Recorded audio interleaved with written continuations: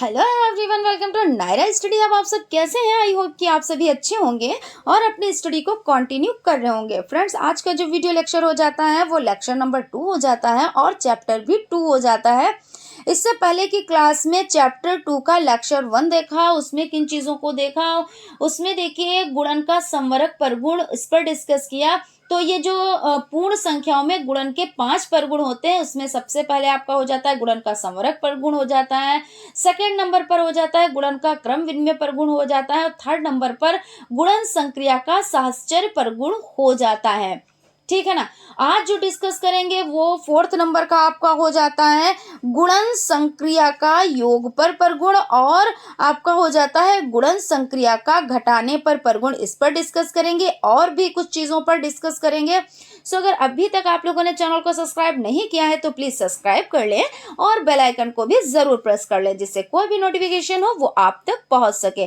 और एक चीज़ बताना चाहेंगे, इससे पहले की क्लास को देखने के लिए आपको प्लेलिस्ट में जाना रहेगा, वहाँ पे आप सर्च करके आप इजीली देख सकते हैं और चीज़ों को आसानी से समझ सकते हैं। क्योंकि देखिए, आप फर्स्ट जो लेसन हो जाता है उसके जितने भी लेक्चर हैं उनको देखने के लिए और आपका जो सेकंड चैप्टर हो जाता है उसका जो फर्स्ट लेक्चर हो जाता है उसको भी देखने के लिए आपको प्लेलिस्ट में जाना ही रहेगा। हालांकि जिन लोगों ने चैनल को सब्सक्राइब कर रखा है तो उनको तो ये दिक्कत नहीं होने वाली, उनके पास तो नोटिफिकेशन पहुंच ही जाता है, तो उन्हें सर्च करने की ज़रूरत ही नहीं पड़ती है। उनके पास नोटिफिकेशन पहुंच जाता है और वो क्लास अटेंड कर लेते हैं। और आपको टाइम तो पता ही है कि शाम 5 बजे से आपकी डीएलएड फर्स्ट सेमेस्टर मैथ की क्लास चलती है और आपकी जो थर्ड सेमेस्टर मैथ की क्लास हो जाती है वो आपकी 7 PM यानी इवनिंग 7 बजे से होती है। ठीक है ना फ्रेंड्स, तो मैं यही कहना चाहूँगी कि आप लोग चैनल को सब्सक्राइब कर लें और अगर आपको क्लास अच्छी लगे तो एक लाइक भी ज़रूर करें, क्योंकि आप लोगों का एक लाइक जो होता है ना वो हमें बहुत ज़्यादा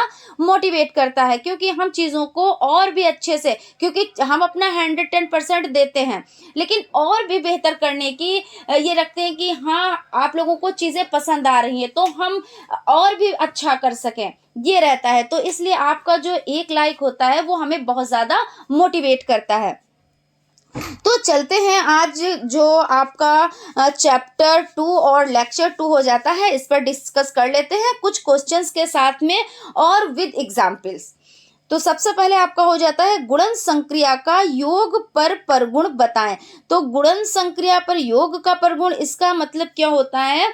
देखिए, यदि ए बी और सी, ठीक है ना, ए बी तथा सी आपका जो हो जाता है वो 3 पूर्ण संख्याएं हो तो ए इंटू ब्रैकेट में बी प्लस सी बराबर ए इंटू बी प्लस ए इंटू सी, इसे गुणन संक्रिया का योग पर वितरण कहते हैं। जैसे एग्जाम्पल समझ लें, जैसे आपका हो जाता है ए बराबर कितना हो जाता है 2 मान लें आप, और कुछ भी नंबर मान सकते हैं। हमने यहाँ पे ए बराबर 2 माना है और बी बराबर आपका 3 हो जाता है, यहाँ पे बी बराबर 3 हो जाता है और सी बराबर कितना हो जाता है 4 यानी 4 हो जाता है। ठीक है ना। तो आपका देखिए इस तरह से भी एक इक्वेशन बनेगी। आप इसमें क्या करना होता है, LHS और इज इक्वल टू RHS यानी दोनों बराबर होने चाहिए। तो आपका A इंटू आपका B प्लस C है ना, तो इज इक्वल टू यानी A की आप B से मल्टीप्लाई कराएंगे तो यहाँ पे आपका हो जाता है, देखिए ए की आपको बी से और ए की आपको सी से, और प्लस का चिन्ह तो आपको लगाना ही रहता है। और आप बोर्ड मास तरीका तो जानते ही हैं कि पहले इसमें क्या होता है, इसमें आपको करना क्या होता है कि जो ब्रैकेट होता है उसको पहले सॉल्व करना होता है। तो समझ लेते हैं, ए आपने कितना माना, तो ए को आपने 2 माना तो यहाँ पे लिख लेते हैं। उसके बाद आप इंटू का निशान लगाते हैं और आपका जो बी हो जाता है वो कितना हो जाता है, तो बी आपका 3 हो जाता है और प्लस आपका सी कितना हो जाता है, तो आपका 4 हो जाता है। अब देखिए समझिए, अब पहले तो आप जो 2 है यानी जो ये आपका 2 नंबर है ये आप इसी तरह से लिख देंगे, क्योंकि बोर्ड मास तरीके में क्या होता है, जो बोर्ड मास मेथड होता है उसमें ब्रैकेट पहले सॉल्व करेंगे। तो 3 चक्कू 12 यही तो हुआ ना, यहाँ पे सॉरी 3 चक्कू 12 भी यहाँ पे तो प्लस करना है ना, तो 3 और 4 कितना होता है, तो 3 और 4 आपका 7 हो जाता है और बराबर आपका 7 दूनी 14। तो यहाँ पे आपका जो 14 है ये निकल कर आ गया। अब आप देखिए दूसरे ढंग से आप कैसे करेंगे। अब आपका देखिए ए और बी, अब आप क्या करेंगे, ए इंटू बी, आपने इसकी गुणा करा दी। अब ए और सी की आप गुणा कराएंगे और बीच में प्लस का सिंबल है तो आप प्लस का सिंबल लगा देंगे, तो आपका हो जाता है ए इंटू सी, यही तो हुआ ना। अब क्या करेंगे, ए की जगह पे आप कितना रखेंगे, तो ए की जगह पे आपको रखना है, देखिए ए की जगह पे ए का देखिए 2 है ना, तो आपने 2 रख दिया। फिर उसके बाद इंटू, इंटू कितना है, तो इंटू 3 है ना, ए इंटू 3, यहाँ पे आपका हो जाता है ए इंटू बी और बी का मान कितना है, तो 3 है, तो 3 हो जाता है, फिर प्लस का सिंबल हो जाता है। उसके बाद आपका ए इंटू सी है, तो ए कितना है, तो देखिए यहाँ पे आप देख सकते हैं ए आपका 2 हो जाता है और इंटू आपका सी कितना हो जाता है, तो सी आपका 4 हो जाता है। तो यहाँ पे देखिए समझ लें आप, 2 तियां कितना होता है, तो 6 हो जाता है, प्लस 2 चक्को 8 हो जाता है। अब आपका टोटल कितना हो जाता है, तो 14 हो जाता है। यानी देखिए यहाँ पे भी 14 है, यहाँ पे भी 14 है, यानी अब आपका ये सॉल्व हो चुका है, यानी LHS is equal to RHS equal है, ठीक है ना। तो यहाँ पर ये आपका हो गया गुणन संक्रिया का योग पर परगुण, यानी ए कॉमा बी तथा सी 3 पूर्ण संख्याएं हैं, क्योंकि कोई भी आप 3 पूर्ण संख्या ले लीजिए, ठीक है। उसको करना आपको क्या है, ए इंटू ब्रैकेट बी प्लस सी, और जब बी प्लस सी आप लेंगे फिर उसके बाद ए की गुणा आपको बी से करानी रहेगी और ए की गुणा सी से करानी रहेगी और बीच में आपका प्लस का सिंबल है तो उसे आपको लगाना रहेगा। तो इसको क्या कहेंगे, इसे गुणन संक्रिया का योग पर परगुण कहते हैं। आप कोई भी संख्या ले सकते हैं, हमने यहाँ पे ए को 2 माना, बी को 3 माना, सी को 4 माना, आप यहाँ पे कोई भी संख्या ले सकते हैं और चीजों को अच्छे से समझ सकते हैं। और इसमें LHS is equal to RHS बराबर है, तो यहाँ पे आप देख सकते हैं, देखिए यहाँ पे भी 14 आया, यहाँ पे भी 14 आया, यानी ये आपका राइट हो जाता है। और बॉड मास ये भी आपका सीरियल वाइज चलेगा, तो इसके बारे में भी डिटेल में डिस्कस करेंगे। हालांकि ये आप लोगों को पता होगा कि बॉड मास किस तरह से सॉल्व करते हैं। पहले बार ब्रैकेट होता है, बार ब्रैकेट किसको कहते हैं, यहाँ पे बात आ गई तो हम यहाँ पे बताते हैं और उसके बाद डिटेल में डिस्कस करेंगे इसका जब चैप्टर आएगा, ठीक है ना। तो चैप्टर भी आपका है तो डिस्कस करते चलेंगे। तो ये आपका क्या हो जाता है, बार ब्रैकेट हो जाता है आपका, फिर छोटा ब्रैकेट ये हो जाता है, फिर आपका मंझला ब्रैकेट ये हो जाता है और उसके बाद यानी कर्ली ब्रैकेट इसको कहते हैं। और फिर उसके बाद आपका बड़ा ब्रैकेट हो जाता है, यानी सबसे पहले ये सॉल्व किया जाता है, यानी बार ब्रैकेट सॉल्व किया जाता है, फिर छोटा ब्रैकेट सॉल्व किया जाता है, फिर मंझला ब्रैकेट, फिर उसके बाद बड़ा ब्रैकेट सॉल्व किया जाता है। तो इस तरह से हो जाता है। तो इसमें यही प्रक्रिया करनी है, यानी यहाँ पे ब्रैकेट लगाए तो पहले ब्रैकेट को सॉल्व किया है ना, बी प्लस सी, और उसके बाद ए से इसको मल्टीप्लाई कर दी, तब भी आपका आंसर यही आ गया। और एक तरीका ये हो जाता है कि ए की बी से आपने गुणा करा दी और आपने प्लस का सिंबल लगाया और बी की आप देखिए ए की आपने सी से भी गुणा करा दी, यही तो होता है ना। तो इस तरह से आपका हो गया। तो आई होप आप लोगों को चीजें समझ में आ गई होंगी। उसके बाद चलते हैं नेक्स्ट क्वेश्चन की तरफ। क्वेश्चन हो जाता है आपका, यानी ये 5 इसलिए यहाँ पे पड़ा हुआ है क्योंकि ये जो पूर्ण संख्याओं में गुणन के 5 परगुण होते हैं ना, तो पिछली वीडियो में हम लोगों ने 3 जो परगुण होते हैं उन पर डिस्कस किया और आज 2 परगुण पर डिस्कस करेंगे। तो एक परगुण आपका हो गया, यानी 4 नंबर का हो गया और 5 नंबर का भी आपका रह रहा है, तो इस पर भी डिस्कस कर लेते हैं। तो गुणन संक्रिया का घटाने पर परगुण, तो यहाँ पे आपका हो जाता है क्या चीज हम लोग डिस्कस करेंगे, गुणन संक्रिया, यानी गुणन संक्रिया का घटाने पर परगुण। अब घटाने पर परगुण क्या होता है ये भी देख लेते हैं, परगुण, ठीक है ना, ये भी देख लेते हैं। तो यदि ए कॉमा बी तथा आपका सी हो जाता है, सी 3 पूर्ण संख्याएं हो तो ए इंटू ब्रैकेट में बी और माइनस सी, तो इज इक्वल टू क्या होगा, देखिए यहाँ पे आप इस तरह से भी कर सकते हैं। सबसे पहले जो आपका अभी हम लोगों ने जोड़ पर यानी गुणन सक्रिया का योग यानी जोड़ पर परगुण देखा, अब घटाने पर परगुण देखेंगे। तो इसमें आपका क्या हो जाता है, जैसे a इंटू बी, इसी तरह से तो आप सॉल्व करेंगे ना। तो a इंटू बी और माइनस का सिंबल है तो ये माइनस का सिंबल लगा देंगे, फिर उसके बाद a इंटू सी, तो आपका हो जाएगा a इंटू सी। इसे गुणन संक्रिया का घटाने पर परगुण कहते हैं। अब उदाहरण देख लेते हैं, यानी आपका नंबर वही ले लेते हैं। a यहाँ पे a को 2 मान लेते हैं, अभी भी हमने 2 माना था तो फिर से हमने 2 मान लिया। फिर उसके बाद b को हमने मान लिया 5 यानी 5 मान लिया, और c को कितना मान लिया, तो 3 मान लिया। ठीक है, यहाँ तक हो गया। अब आपको क्या करना है, जो आपकी ये इक्वेशन है इस तरह से a इंटू ब्रैकेट में b माइनस सी, तो इसको पहले देखेंगे। तो यहाँ पे देख लेते हैं 2 इंटू, और क्योंकि क्या करना है, क्योंकि 2 माना है हमने ना, a को क्या माना है, तो 2 माना है, तो यहाँ पे हो गया। उसके बाद ब्रैकेट हो गया, और b आपका कितना माना है, तो b आपका 5 हो गया, माइनस सॉरी यहाँ पे 5 है, ठीक है ना, ये 5 आपका हो जाता है।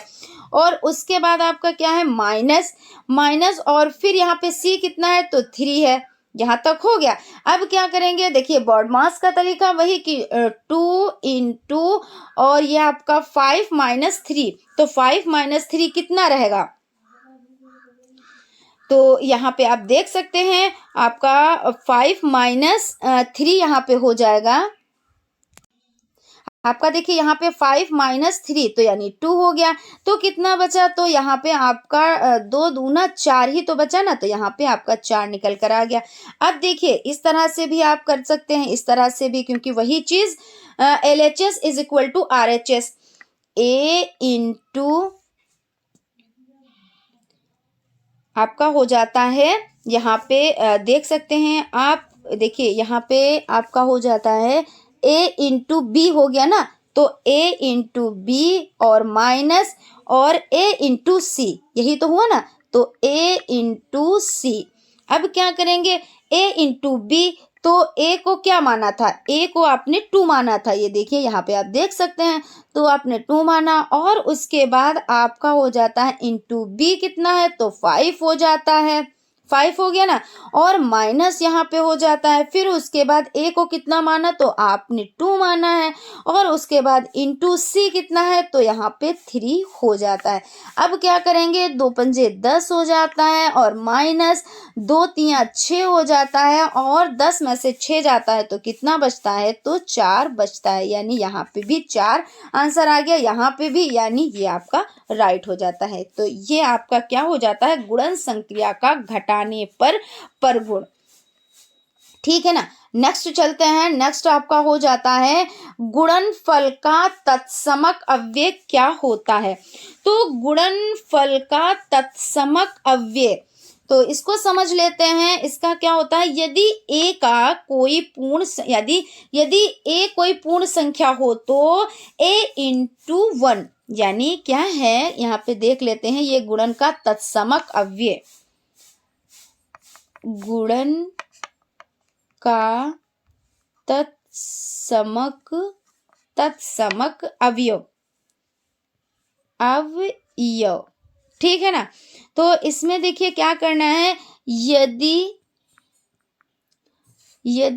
a कोई पूर्ण संख्या हो, a आपकी जो हो जाती है, a कोई पूर्ण संख्या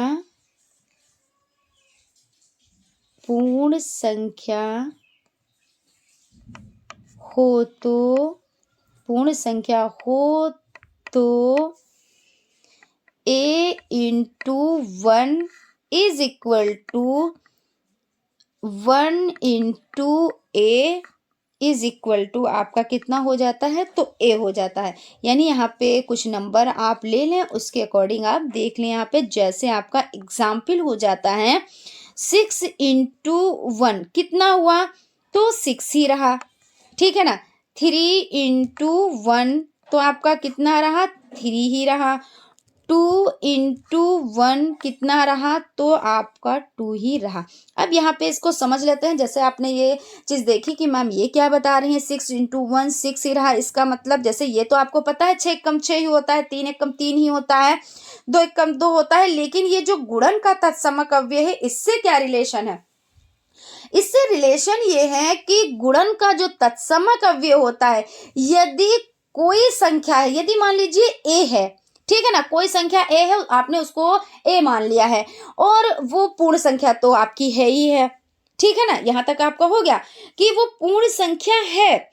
अब इसमें क्या करना है, तो a इंटू 1 यानी उस संख्या को एक से आप गुणा करेंगे, तो एक को गुणा करने पर संख्या हमें वही प्राप्त होगी। जैसे आपने किया 9 गुणे 1, तो संख्या आपको कितनी प्राप्त हुई, 9 एकम 9, है ना। तो कहने का मतलब है कि पलट के वही संख्या हमें प्राप्त होती है। तो ये क्या कहलाता है, ये गुणन का तत्समक अव्यय कहलाता है। जैसे आपने योग का तत्समक अव्यय पढ़ा, उसको आपने फर्स्ट चैप्टर में उसको कंप्लीट किया, तो मैं यहाँ पे भी उसके बारे में बताती हूँ आपको। जैसे आपने किसी संख्या में 0 प्लस किया, तो आपकी संख्या वही प्राप्त हुई। जैसे आपने यहाँ पे देखिए, गुणन का हम पढ़ रहे हैं, तो योग का हम इसलिए पढ़ रहे हैं क्योंकि चीजें आपको ज्यादा बेहतर से समझ में आए। 5 इंटू 0, आपने किसी संख्या में कोई आपने पूर्ण संख्या ले ली और उस संख्या में आपने 0 प्लस कर दिया, लेकिन जब 0 प्लस किया तो क्या उस संख्या में कोई परिवर्तन हुआ? कोई परिवर्तन नहीं हुआ। वो संख्या आपको पलट के वही मिल गई, यानी 5 था, आपने 0 इसमें प्लस किया और संख्या आपको वही मिल गई। ये यानी ये क्या है, ये योग का तत्समक अव्यय है। तो इसी तरह ये आपका गुणन का तत्समक अव्यय है। और गुणन का तत्समक अव्यय क्या है, एक जिसमें कोई परिवर्तन ना हो, कोई बदलाव ना हो, जिसके आने से, जैसे हम आपसे कह दें कि कोई भी संख्या ऐसी आप लिखें और किसी ऐसी संख्या से आप गुणा करें कि वो संख्या जो आपने संख्या ली है, जो भी पूर्ण संख्या आपने ली है, वो संख्या आपके पलट के वही आ जाए, तो आप सोचने लगेंगे कि ऐसी कौन सी संख्या है कि हम इससे गुणा करें तो संख्या हमें वही प्राप्त हो। तो आप सोचेंगे, जब आपने पढ़ा नहीं होगा, इसके बारे में जाना नहीं होगा, तब आप सोचेंगे। लेकिन जब आपने इसके बारे में पढ़ रखा है तो आपको पता है कि एक वो संख्या होती है कि जिससे हम किसी भी पूर्ण संख्या का गुणा करते हैं, हमें पलट कर वही संख्या प्राप्त होती है। तो ये आपके लिए मोस्ट इंपॉर्टेंट हो जाता है। गुणन का तत्समक अव्यय ये भी मोस्ट इंपॉर्टेंट हो जाता है। आपका जोड़ का तत्समक अव्यय यानी योग का तत्समक अव्यय ये भी इंपॉर्टेंट हो जाता है, क्योंकि इसमें ऑप्शन, जैसे ऑप्शन में दे दिया कि इसमें आप बताएं कौन सा योग का तत्समक अव्यय है या गुणन का तत्समक अव्यय कौन है, उसमें नंबर्स आपको दे दिए। अब आपको छांटना है कि कौन सा है। लेकिन जब आपको तत्समक अव्यय, गुणन का तत्समक अव्यय, योग का तत्समक अव्यय नहीं पता है, तो आप उस पर क्या करें, जब टिक यानी ऑब्जेक्टिव टाइप क्वेश्चन आएंगे तब भी गलत हो सकता है, जब आपको अति लघु उत्तरीय टाइप में आएगा तब भी आपका गलत हो सकता है। लेकिन जब आपको पता है तो आप जानते हैं कि जब हम गुणन का तत्समक अव्यय एक होता है, संख्या कोई भी पूर्ण संख्या हम लेते हैं और पूर्ण संख्या को एक से गुणा करते हैं तो हमको संख्या वही प्राप्त होती है। तो यहाँ पे ये चीज हो जाती है। और आप लोगों के लिए अगर हम कहें, जितनी बार कहें उतना कम है, ये आपके लिए वेरी वेरी वेरी इंपॉर्टेंट है ना। तो ये क्वेश्चंस भर भर के पूछे जाते हैं, मतलब इससे बनते जरूर क्वेश्चन है, ये चीज आप ध्यान में रखिएगा। तो यहां तक आपका क्लियर हो गया। और कुछ एग्जाम्पल हम अभी और ले लेते हैं जिससे आपका क्लियर हो जाए। जैसे आप सोचे कि 6 इंटू 1, तो मैम ने ये बता दिया कि 6 होता है, लेकिन 0 इंटू 1 कितना होता है, तो 0 इंटू 1 यानी आपने 0 रखा, 1 से आपने गुणा किया तो आपका 0 ही निकल कर आता है। या आप इस तरह से भी समझ लें, यहाँ पे पहले समझ लेते हैं फिर और भी एग्जाम्पल समझते हैं। जैसे आपका 8 इंटू 1 तो कितना होगा, पलट के आपको वही संख्या यहाँ पे प्राप्त हो गई। जैसे आपने लिखा 4 इंटू 1 तो पलट के आपको वही संख्या यहाँ पे प्राप्त हो गई। अब आप यहाँ पे एक चीज और देख लें, क्योंकि ये कंफ्यूजन आपके माइंड में हो सकता है चल रही हो भी। तो जैसे आप कहें कि पहले हम 1 इंटू 2, तो इसका क्या मतलब होगा, तो इसका मतलब भी वही ये संख्या आपको प्राप्त होगी, ठीक है ना। 1 इंटू 5 तो आपको क्या प्राप्त होगा, 5 ही प्राप्त होगी। मतलब कहने का ये है कि अगर आप 1 से गुणा कराएं, वो 1 आप पहले डिजिट उसको माने या बाद का डिजिट माने, आपने जो भी डिजिट माना है, लेकिन आपकी संख्या वही आएगी जो आपकी संख्या बड़ी संख्या होगी। यानी 1 से तो आपने इसको गुणा कराया ही कराया है। अब आपकी 2 संख्या है, 5 संख्या है, 7 संख्या है, 8 संख्या है, 0 संख्या है, यानी 0 तो कोई संख्या अगर आपने दाईं यानी लेफ्ट साइड में लगा दिया तो आपका वो उसमें कोई परिवर्तन नहीं होता, लेकिन जब राइट साइड में लगाते हैं तो 10 गुना मान बढ़ता है। ये तो आप लोगों को पता ही है कि 0 का कितना महत्व है। लेकिन कहीं कहीं पर इसका ये होता है कि अगर आपने कोई संख्या, जैसे आपने कोई संख्या ली और इधर 0 लगा दिया तो आप इसको कितना पढ़ेंगे, 1 ही पढ़ेंगे। अगर आपने कोई संख्या ली और यहाँ पे 3 टाइम्स 0 लगा दिए तो आपने क्या सोचा कि 10 गुना मान बढ़ गया? नहीं, कोई मान नहीं बढ़ा, आप इसको 1 ही पढ़ेंगे। लेकिन आपने यहाँ पे 3 0, ये देखिए बेकार है, लेकिन ये 1 0 आपके लिए फायदेमंद है क्योंकि 10 गुना मान बढ़ गया, है ना। तो ये होता है। तो कहीं कहीं पे 0 का मान 10 गुना बढ़ता है और कहीं पे उसका कोई मान ही नहीं होता है। आप यहाँ पे इन्फिनाइट 0 लगा दे, यानी आप अपने लेफ्ट साइड की बात हम कर रहे हैं, इधर कितने भी आप 0 लगा दें कोई मान में परिवर्तन नहीं होगा। लास्ट में आप पढ़ेंगे वही जो आपकी संख्या होंगी। मान लीजिए 5 है और यहाँ पे बहुत सारे 0 लगा दिए, बहुत सारे हमने मतलब इन्फिनाइट तक लगा दिए, तो क्या है, तो क्या संख्या है, लेकिन आप पढ़ेंगे ये 5 ही पढ़ेंगे, है ना। तो ये चीज यहाँ पे, तो यहाँ पे आप समझ लें, जैसे 1 × 0 तो आपका क्या होगा, आपका 0 ही तो होगा ना। तो यहाँ पे देखिए आप समझ सकते हैं, 6 × 1 तो 6, 1 × 2 तो 2, 0 × 1 तो 0, 1 × 0 तो 0, है ना। यानी यह देख ले आप, 5 × 1 तो कितना होता है, 5 ही तो होता है। और यहाँ देखिए 1 × 5 तो भी 5 हुआ। तो ये चीज हो जाती है। ये क्या है, गुणनफल का तत्समक अव्यय होता है। और आप इसको बहुत अच्छे से ध्यान में रखिएगा, बहुत ज्यादा इस पर ध्यान दीजिएगा। अब बता चुके हैं कि बहुत ज्यादा इंपॉर्टेंट है। उसके बाद चलते हैं नेक्स्ट क्वेश्चन की तरफ। क्वेश्चन आपका हो जाता है, शून्य का गुणन गुण क्या है। अब यहाँ पे शून्य का गुणन गुण देखेंगे तो आपका हो जाता है शून्य का गुणन गुण, शून्य का गुणन गुण।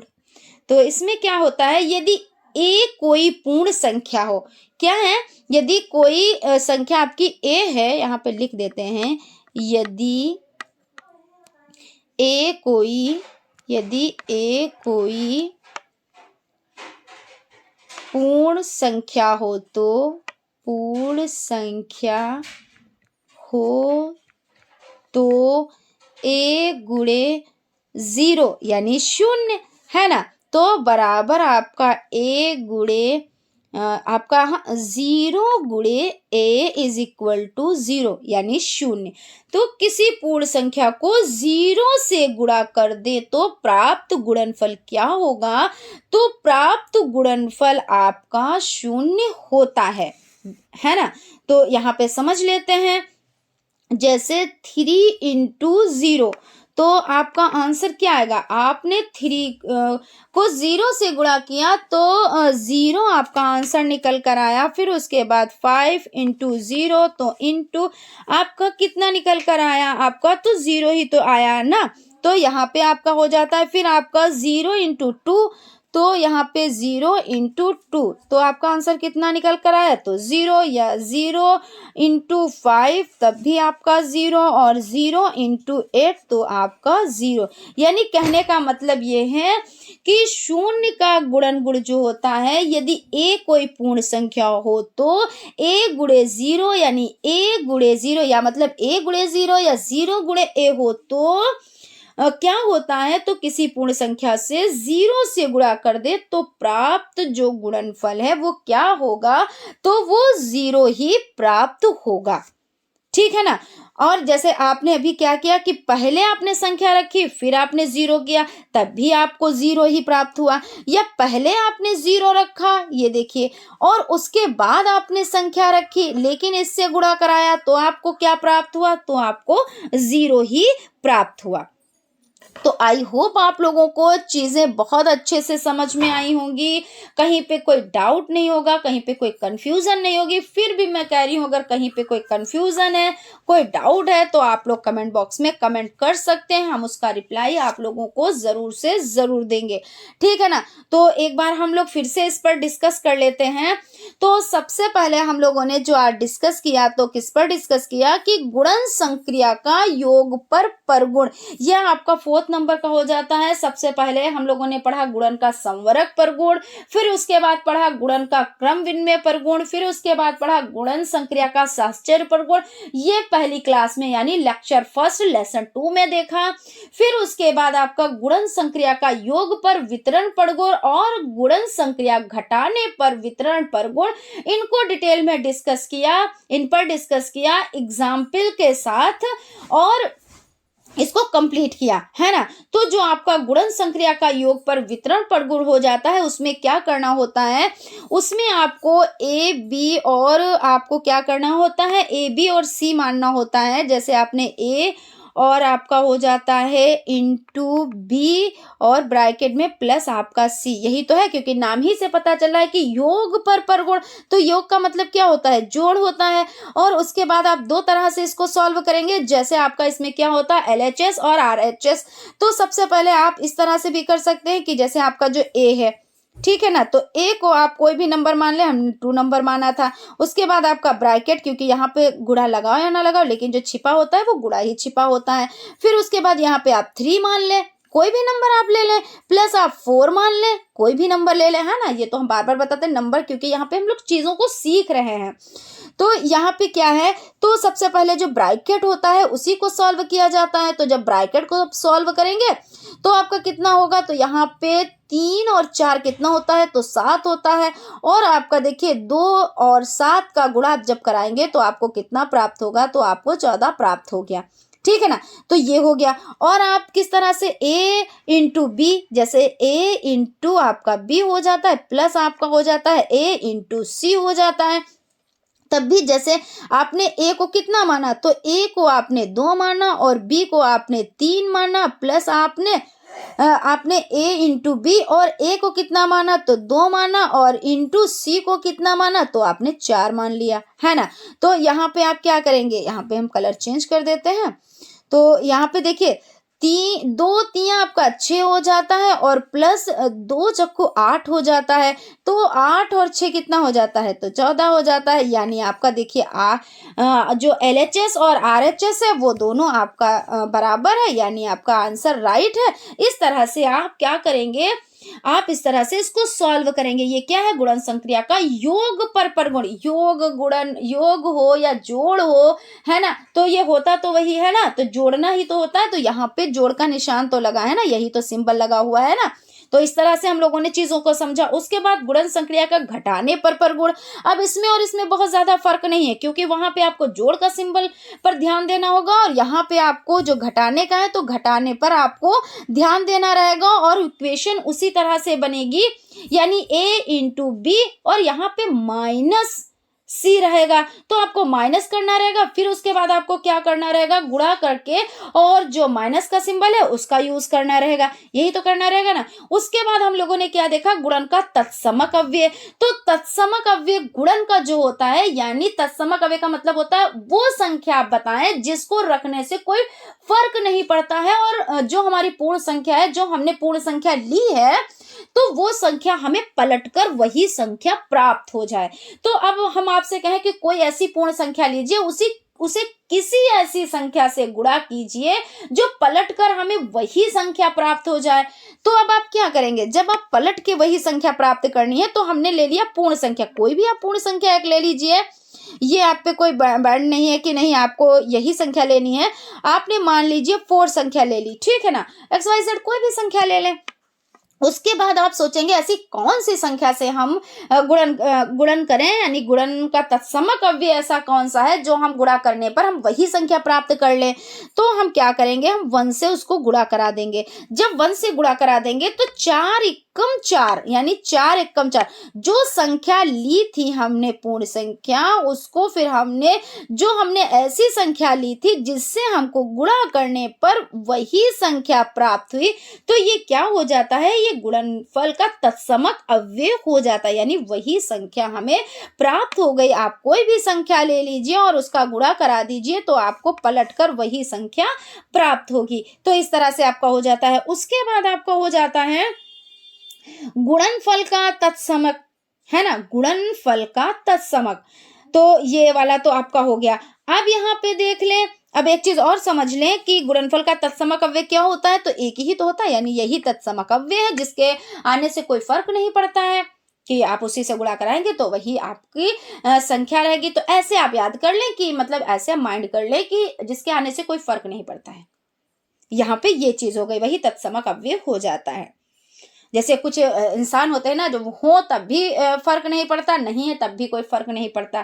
कुछ ऐसे होते हैं जिनके होने से बहुत ज्यादा फर्क पड़ता है और नहीं होते तो बहुत ही ज्यादा कहते नहीं कि फर्क पड़ गया कि अच्छाई में। और एक ये होता है कि हमको उनसे बहुत ज्यादा हेल्प मिलती है, जब है तो बहुत ज्यादा हेल्प मिलती है, यानी बहुत ज्यादा फर्क पड़ता है।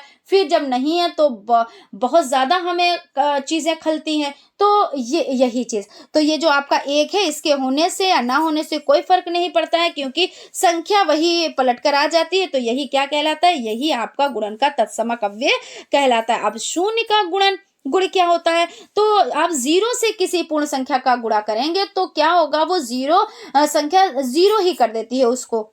जैसे आपका 2 से आपने 0 की गुणा कराई तो आपको क्या आंसर प्राप्त हुआ, आपको आंसर तो 0 ही प्राप्त हुआ, यानी ये सभी संख्या को 0 कर देता है। इस तरह से आप समझ लें चीजों को कि 0 आया, उससे गुणा कराया, 0 ने सबको 0 कर दिया। तो ऐसे आप समझ लें।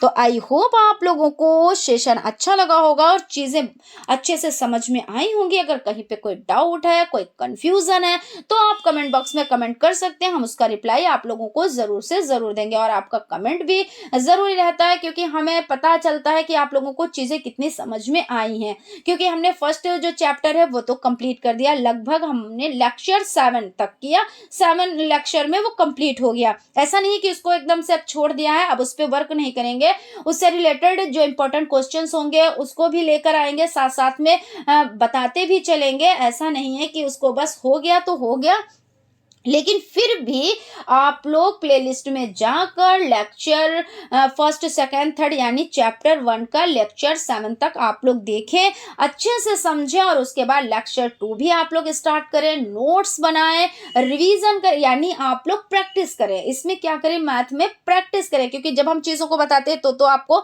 समझ में आ गया कि मैम ने बताया ये योग का तत्समक अव्यय है, ये गुणन का तत्समक अव्यय है, ये गुणनफल का तत्समक अव्यय क्या होता है, तो एक होता है, सब चीजें आपको पता हो गई। ठीक है, कुछ टाइम के लिए तो आपको लगता है बहुत इजी है, हमने सब कुछ चीजों को समझ लिया, लेकिन कुछ टाइम के बाद चीजें दिमाग से निकलने लगती हैं।